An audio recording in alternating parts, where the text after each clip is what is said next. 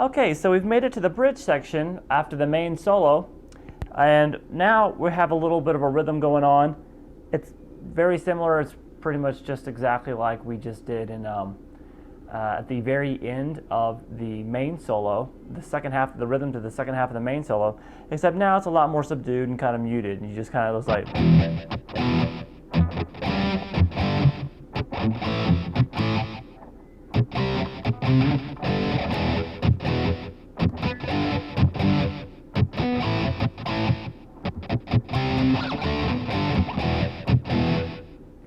Okay, so it's kind of like that, and then it'll build back up and play it like it did at the end of the main solo again. Now, for the guitar part during that, Slash has kind of got a wah pedal going, and he's doing a lot of muting. It's kind of some random stuff going on. He does kind of open up that phrase by just picking the 9th fret on the G string, and then doing some wah muting like that. And then he'll add a couple of fills. The first fill, he's down in E minor pentatonic here, and he kind of lets it trail off before he finishes the lick. Then he plays it again for the entire lick. So we basically have, which is basically pulling off 7 to 5 on the D string and then 7 to 5 on the A. And then he'll repeat it, but this time continuing the lick all the way down, which is just pulling off 7 to 5 on the D string, the A string, then the E. And now when you finish pulling off 7, 5 on the E, slide it down to the G note, the 3rd fret. All right, and you still got some wah things going on, just kind of muting the strings and riding the wah pedal. And then he does a trill between 7 and 9 on the G string. And he'll end that with the G note here on the 8th fret of the B string. And then the music starts building back up. And then when they start going into all the where do we go now kind of thing, he mimics the vocal line in the solo. He goes. So we have a kind of low in the mix, so you got to really listen for that part, but he follows Axl's vocal line there. Whole step bend and release at the 15th fret on the B string, then 12 on the B, then 14, 12 on the G string, slide into the 17th fret on the B string, and pick that a few times in a rhythm. You're building the dynamic. And then we take that to the big bend. This guitar only has 21 frets on it, but it's going to be he's playing this on the 22nd fret on his Les Paul, Les Paul copy, and it is a whole step bend on the 22nd fret. So I'm going to have to bend it a step and a half to make it sound like that high E note. You pick it a few times at the full bend, so it's going to be a whole step bend at the 22nd fret. Then we're going to come down to the 17th fret and do a half. So a whole step bend, kind of pre-bend. You always pre-bend and then pick it and release it and then go back up. So it's like this gives kind of wailing effect. All right. And then you just kind of pull off from 17 to 15 over to the 17th fret on the B string. All right. So it's.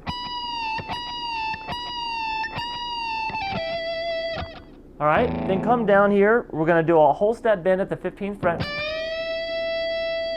Now we have a fast, repetitive blues lick that comes in. And that's just going to be picking the 12th fret on the high E, pulling off from 15 to 12 on the B string, and then playing the 14th fret on the G. So we got.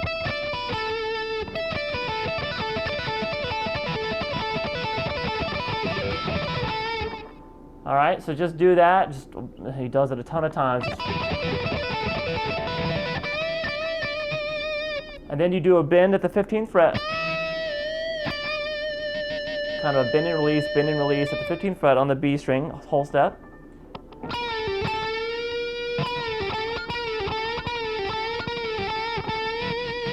Then you come down to the 14th fret on the 14 and 12, and you kind of.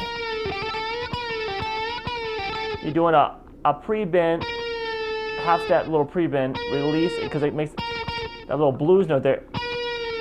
release it to the 14th fret, pick the 12th, and then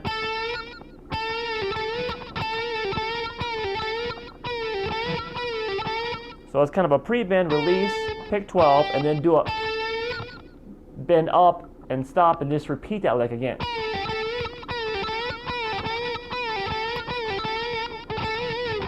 And then we have this little thing that comes in. So we have two guitar players that are going to be doing that a couple octaves apart. So we need to do both parts. First of all, the rhythm guitar line does, and then goes back into that rhythm again that we were doing before. So that's 7/5 on the A string, then 7/6/5 on the low E string, come down to the 3rd fret, and then you start the rhythm over. So at that part in the slash solo that we were doing,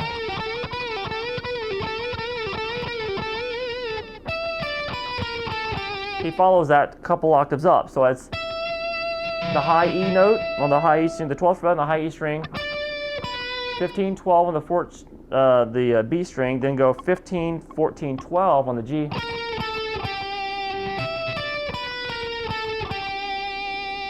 And when he comes down to this, he basically does it's like you can hear a unison bend in there at the very end of the.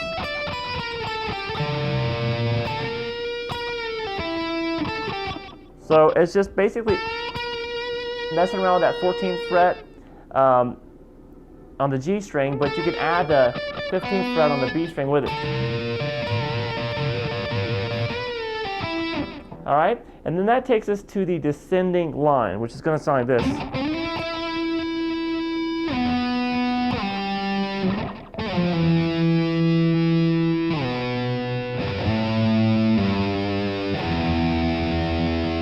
Okay, so what's going on there? We're going to pick from 14,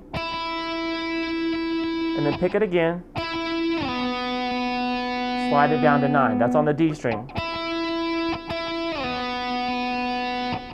Then pick 9 again and slide it down to 5.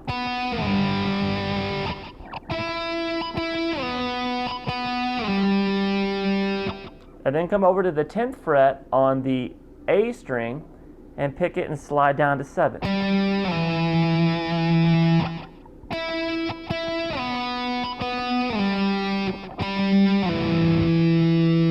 Keep holding that, letting it ring, slide down to the 2nd fret.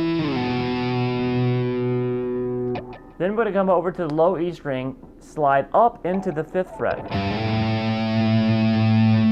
slide down to the 3rd, and then you can kind of pull off to make that low E happen, or you can hit it. All right, so all together.